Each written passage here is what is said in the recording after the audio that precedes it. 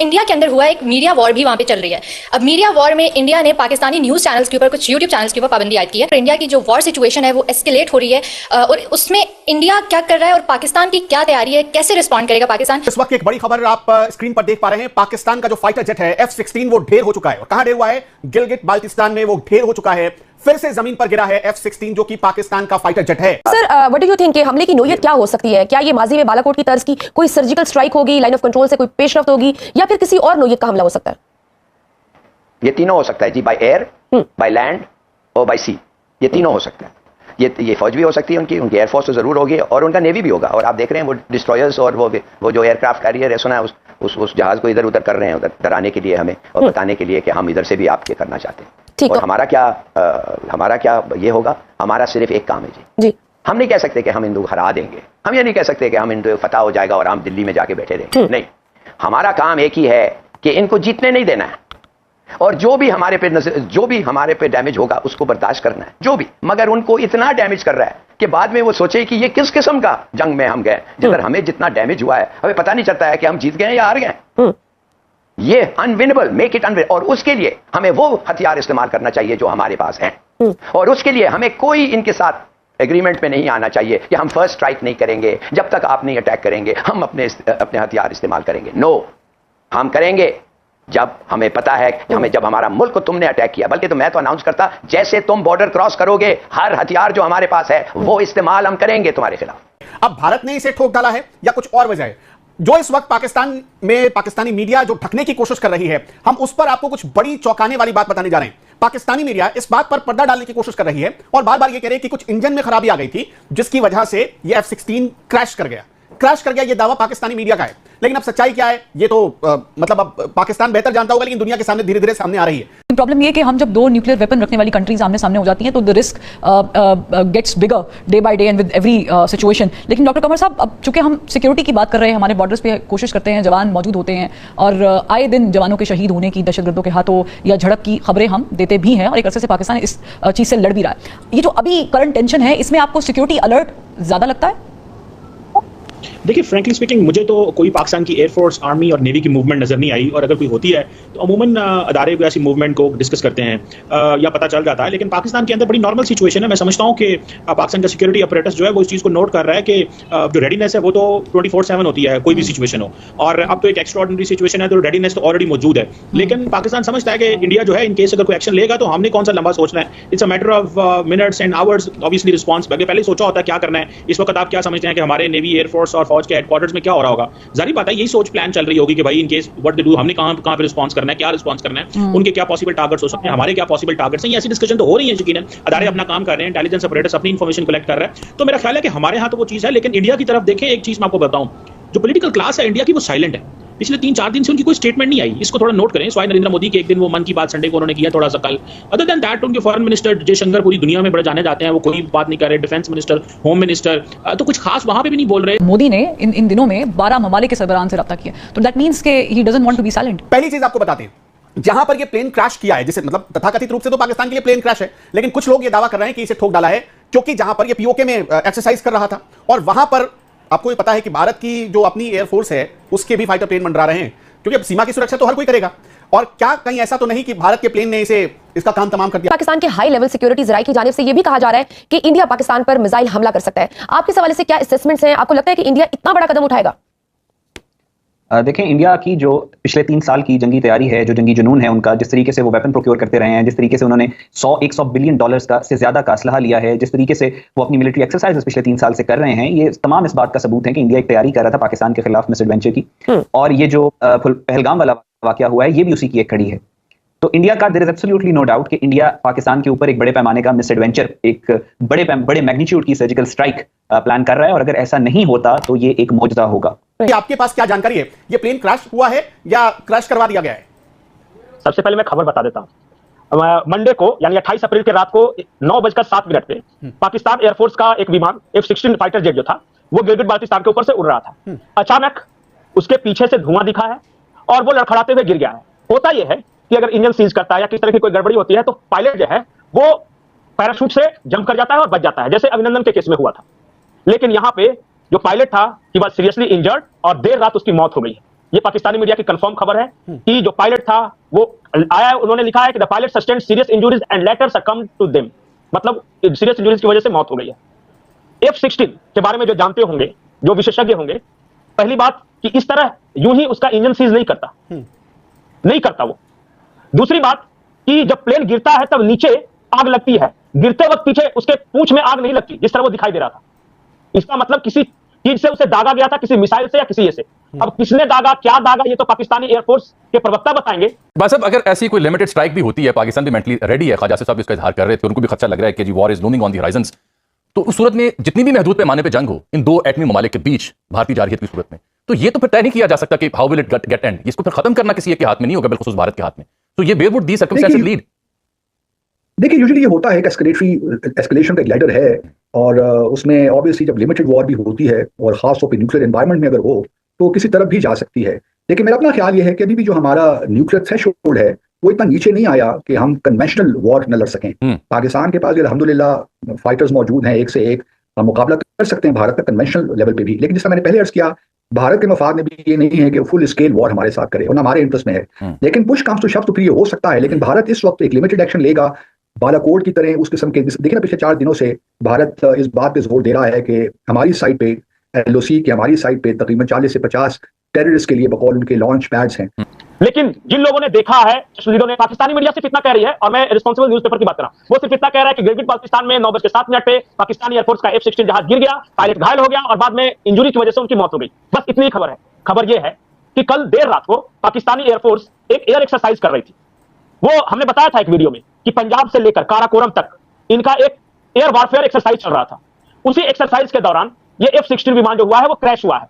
अब आपस में कंफ्यूजन के कारण किसी अपने ही विमान ने उन्हें दाब दिया, ये नहीं पता, क्योंकि भारत के एयरफोर्स की तरफ से अब तक ऐसी कोई स्पष्ट सूचना नहीं आई है कि इधर से कोई विमान हमारे एरिया में आया था या हमने मार के गिरा दिया। तो चांसेस जिसके बारे में हम कल कह रहे थे, ये पूरे वारफेयर एक्सरसाइज में J-10 जो चाइना वाला था, J-17 और ये F-16 था।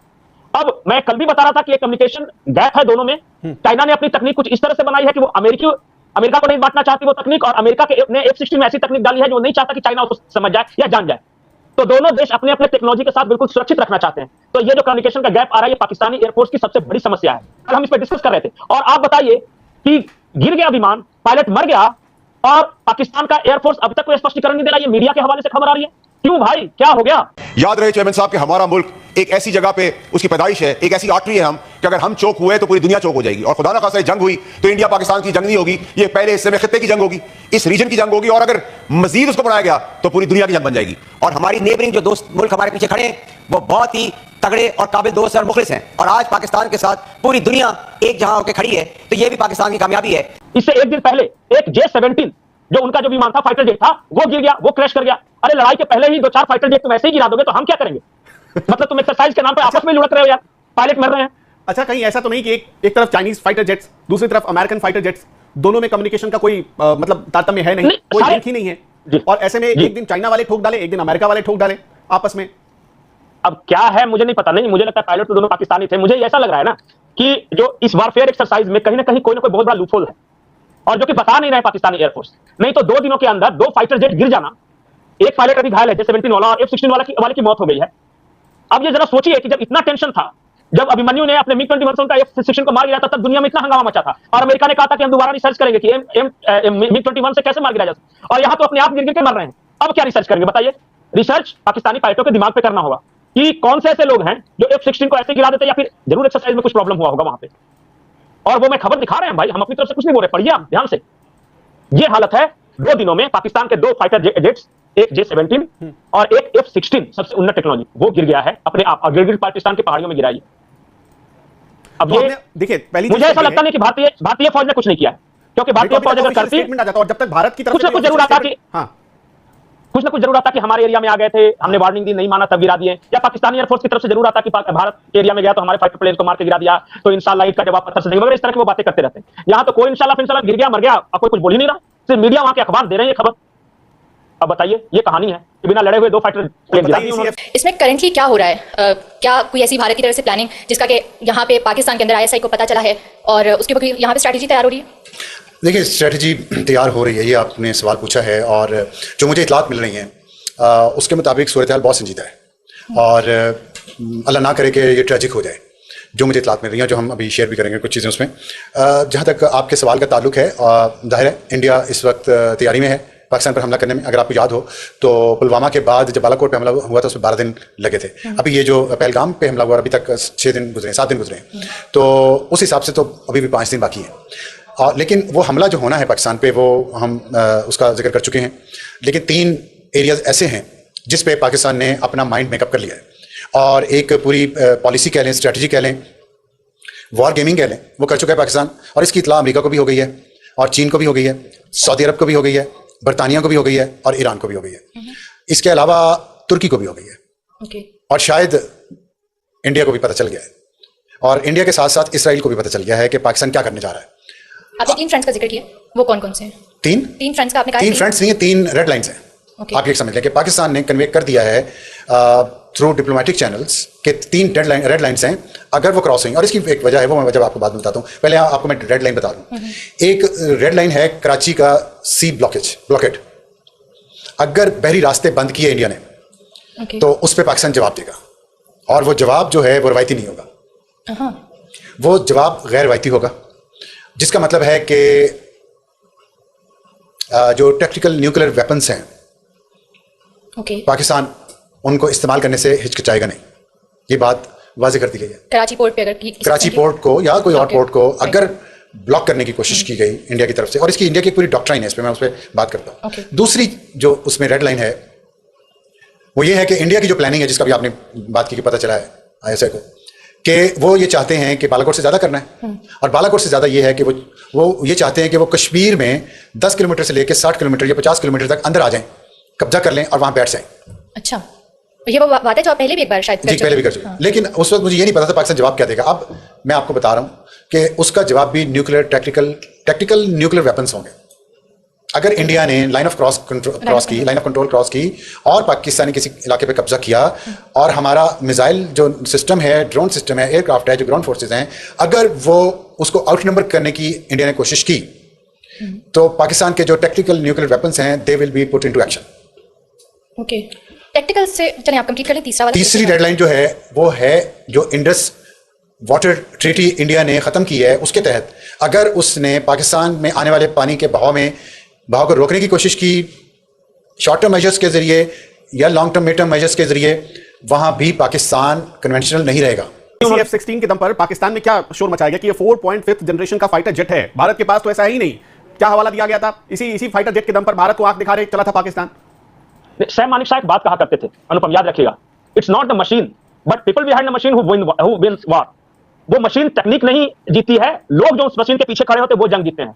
जब 1971 की जंग हुई थी, मैं इंटरेस्टिंग बात बताता हूं, एक पैटर्न टैंक था जो अमेरिका ने दिया था पाकिस्तान को, और बहुत अपने जमाने की बहुत उन्नत टैंक, मतलब भारत के पास उसका कोई तोड़ नहीं था। आपको पता होगा बैटल ऑफ लोंगेवाला, उन्होंने अपने पूरे पैटर्न टैंक के पैटर्न को भेज दिया था। हमारे पास 123 सैनिक थे वहां पे। पैटर्न टैंक में क्या क्या तकनीक तो बहुत अच्छी थी, हैवी टैंक था, और वो जज्बाती होकर घुसे चले आ रहे थे कि बस सुबह का नाश्ता हम अमृतसर में और दोपहर का खाना दिल्ली में, इस तरह की बातें, बेवकूफ वाली बातें वो करते रहते थे। आ गया पैटर्न टैंक। अब भारतीय फौजियों ने क्या किया था, इनके पास तो तकनीक थी नहीं, तो इन्होंने रात में क्या किया था, नहर का पानी बहता था, तो नहर के पानी को खोद के फैला दिया था उस पूरे एरिया में। अब पैटर्न टैंक हैवी आया और जहां के तहां फंस गया, अब ना आगे जा रहा है ना पीछे जा रहा है, और वो सिर्फ अल्लाह अकबर कर रहे हैं उस पर बैठ के।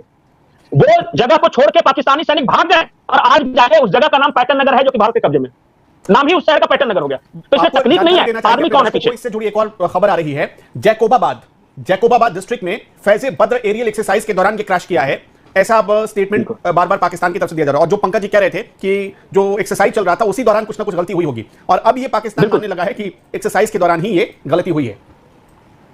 अब बताइए, कल तक तो कुछ लोग कह ही रहे थे, ये कह रहे थे कि आप तो बता रहे हो वो गलत है, कोई एक्सरसाइज ही नहीं हो रही थी, और फिर हमने कल बताया था कि और खबर आपको बताते इससे जुड़ी हुई, जो PAF का यानी पाकिस्तानी एयरफोर्स का मिराज वीरोज है, वो भी क्रैश कर गया है। वो भी क्रैश किया था, बिल्कुल। वो पंजाब में कहीं किया है। हाँ, तो ये दो चीजें, मतलब सोचिए कि जिसके दम पर तो ये लड़ाई लड़ने जा रहे थे, एक्सरसाइज कर रहे थे, वो तो आपस में ही लड़ने लगे। अब बताइए, बिना लड़े हुए 3 फाइटर जेट्स का नुकसान करा दिया इन्होंने। लाहौर के वेहारी डिस्ट्रिक्ट में ये गिरा है, ये 350 kilometre south west of Lahore है, जो आप मिराज की बात कर रहे थे, वो वहां पे गिरा है। वेहारी गांव है उस जगह का नाम, जहां पे ये गिरा है। अब बताइए, तीसरी खबर आ गई, अभी तो जंग शुरू हुई नहीं कि 3 फाइटर प्लेन तो पहले ही क्रैश कर गए। अब हैं कितने पाकिस्तान के पास, वो गिन लीजिएगा। और फिर समझ जाइएगा कि 2-4-10 दिन एक्सरसाइज चला तो आधे तो खुद हो जाएंगे वो। शायद कहीं और हमारी एयर स्पेस की वायलेशन कर दें। एक जो काम वो कर सकते हैं, मुझे लगता है कि शायद उसका भी वो सहारा लें, क्योंकि अगर फाइटर वो भिजवाते हैं एयरक्राफ्ट तो उसका खदशा होता है कि एक और अभी लंदन वाला मामला ना हो जाए, क्योंकि उससे बड़ी एम्बेरसमेंट होगी भारत की हुकूमत को। तो इस दफे क्रूज मिसाइल का इस्तेमाल हो सकता है। क्रूज मिसाइल का यह है कि वो जमीन से ज्यादा बहुत ऊपर नहीं उठता और तो रेडार को डिटेक्ट करना जरा मुश्किल होता है, और चूंकि भारत के पास BrahMos super hypersonic cruise missile भी मौजूद है तो उनका भी सहारा ले सकता है। वो शॉर्ट रेंज भी होते हैं, तो इसलिए वो मुझे लगता है कि शायद कहीं वो इस्तेमाल करें। कि अगर उनके पास ऐसी क्रूज मिसाइल्स हैं तो हमारे पास उसका जवाब क्या है?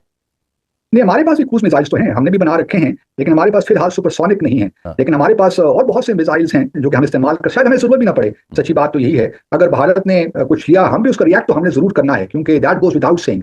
अब वो भारत किस हद तक जाता है उस पर डिपेंड करता है फिलहाल, और उसी हिसाब से हमारा भी मेजर्ड रिस्पॉन्स यकीनन होगा, इसमें कोई शक नहीं होना चाहिए। लेकिन इवेंचुअली जो मैं देख रहा हूँ ना, असल में जो बात है कि मामला किस तरफ जाएंगे, क्या सऊदी अरब मीडिएशन बाद में करवा सकता है, यकीनन करवा सकता है। हमें पैनिक नहीं होना, क्योंकि जब हम पैनिक हो गए तो उसका मतलब ये है कि हम बहुत खौफजदा हैं, और बीजेपी की हुकूमत यही बताना चाहती है। हमारे कंसर्न्स यकीनन हैं और हम अलर्ट भी हैं। ये सब कह रहे थे ठंडा करके खाएंगे, ठंडा करके खाएंगे। वो तो पीएफ ने हमारी इज्जत बचा ली, तो अल्लाह ने इज्जत हमारी बचा ली पहले तो सबसे, लेकिन वो उसका भी अभी बुखार हमारे अंदर से नहीं उतरा, 2019 वाला भी। तो अब ये मौका आया है, इजराइल के कुछ जहाज इंडिया में पहुंचे पिछले दिनों, उसके जवाब में ये हुआ है कि चीन ने कल बहुत वाज़ेह तौर पर पाकिस्तान के साथ खड़े होने का पैगाम दे दिया है। चीन के साथ साथ तुर्की ने पाकिस्तान के साथ खड़े होने का पैगाम दे दिया है। ठीक है, मैं आपको चीन के साथ पाकिस्तान के और तुर्की के साथ पाकिस्तान के बहुत पुराने ताल्लुकात हैं, और चीन का ये सामने आना, चीन ने अपने नए तैयारे पाकिस्तान को दिए हैं, अभी लेटेस्ट इक्विपमेंट और वेपन्स भेजे हैं, और कल ही तुर्की से अंकारा से 9 C-130 जहाज पाकिस्तान पहुंचे हैं, जो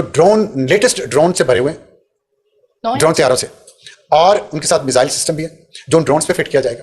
तो पाकिस्तान, तो ये जो अजीत डोवल डॉक्ट्रिन बलूचिस्तान में और केपी में काम कर रही थी, उसका जवाब भी दिया जाएगा। इंडिया को ये मैसेज चला गया है कि आप बिस्मिल्लाह तशरीफ लाएं, क्विक फोर्स आपकी आए अंदर, कोल्ड स्टार्ट करें आप, और डॉक्ट्रिन आपकी कोल्ड स्टार्ट डॉक्ट्रिन का इलाज टैक्टिकल न्यूक्लियर वेपन्स हैं। ये स्थिति है। देखिए, हम ऐसा मजाक नहीं उड़ा रहे, हम सीरियस नोट में ये कह रहा हूं कि पाकिस्तान के पास ये 4th generation, 4.5 generation, 6 generation, 7 generation दे दे, लेकिन जो अकल है, जो बुद्धि है, वो तो पाकिस्तानी। अच्छा पंकज जी, आपको बता देते हैं जानकारी अपने दर्शकों को कि J-10C जिस विमान को इस एक्सरसाइज में शामिल किया गया था, मियांवाली डिस्ट्रिक्ट में जर्ब ए हैदरी ट्रेनिंग एक्सरसाइज के दौरान वो भी क्रैश कर गया है। और कोई एग्जांपल है, कोई नमूना दिखाना है तो बता दे। सारे मॉडल तो क्रैश करके दिखा दिए, F-16 को दिखाई दिया, J-17 को दिखा दिया, J-10 को दिखा दिया, मिराज को दिखा दिया। और सबसे बड़ी बात पता है, छुपा रहे वो, मीडिया में वहां की खबरें छप रही है, लेकिन देश को स्पष्ट रूप से वो सूचना नहीं दे रहे कि हो क्या रहा है। वो क्या बताएंगे कि जंग लड़ने से पहले हमारे 4 शहीद हो गए स्टार फाइटर। अब देखिए, ये सारी खबरें जो है ना, वो पाकिस्तानी मीडिया के हवाले से है, जहां पे होता है वहां के अखबार ये छाप दे रहे हैं कि हमारे यहाँ भाई एक फाइटर प्लेन गिर गया, लेकिन इंटरनेशनली कोई इस तरह एक जगह का कोई ये नहीं, जबकि उनके यहाँ ISPCR है वो बताने के लिए। अब बताइए, सारी खबरें पाकिस्तान से। अच्छा बताइए, हमारे यहाँ का कुछ अभी तक हुआ है? उनका 3-3 फाइटर प्लेन ऐसे ही क्रैश कर गया बिना काम का, और हम ये खबरों की कटिंग दिखा रहे हैं। पंकज जी बहुत बहुत शुक्रिया। और हर जगह वो यही बता रहे हैं कि एक्सीडेंट हो गया, कहीं इंजन सीज कर गया। अरे दिमाग सीज है, पहले उसका इलाज कराओ, इंजन तो बाद में सीज होता है। पाकिस्तान की सेना और पाकिस्तान की एयरफोर्स कितने पानी में है, लोगों ने देख लिया। अब ये 3 एग्जांपल हमने आपको दिखा दिया। अब सोचिए कि इन्हीं तीनों फाइटर जेट्स के दम पर भारत से वो युद्ध लड़ने चले थे। युद्ध अभी शुरू हुआ नहीं है, लेकिन उससे पहले ही इनके अपने विमान क्रैश करने लगे। जय हिंद दोस्तों, जैसे कि देखा आपने कैसे पाकिस्तानी भारत को न्यूक्लियर बम की धमकी दे जा रही है। न्यूक्लियर बम नहीं, जैसे पटाखे जैसी बात हो, ऐसे धमकी देते जाए कि ऐसा कर देंगे, वैसा कर देंगे। एक्चुअली उनको ये भी समझ में नहीं आता इंडिया कितना बड़ा देश है। मान लो इन्होंने हिम्मत भी करी, 1-2 इलाकों में मार भी दिया न्यूक्लियर बम, तो इसके बाद ये समझ में नहीं आता ये दुनिया में रहेगी कहाँ, क्योंकि भारत तो इनका दुनिया से नामो निशान मिटा देगा उसके बाद।